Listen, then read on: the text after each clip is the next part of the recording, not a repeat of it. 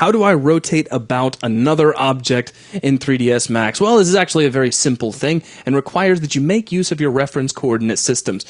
Here is a teapot, and if I rotate it with the default view settings based off the pivot point, I just tip the thing forward like I'm pouring a cup of tea. But what if I need to rotate this object around another object, like use another object as if it was the center of rotation or the pivot point? It's very easily done. Simply come down under the Pick Reference Coordinate System. Click that, and you immediately get a new kind of cursor that allows you to select an object. So if you mouse over an object, you get a crosshair, click on it, and now if you take a look in your reference coordinate systems, you'll see cylinder 1 listed.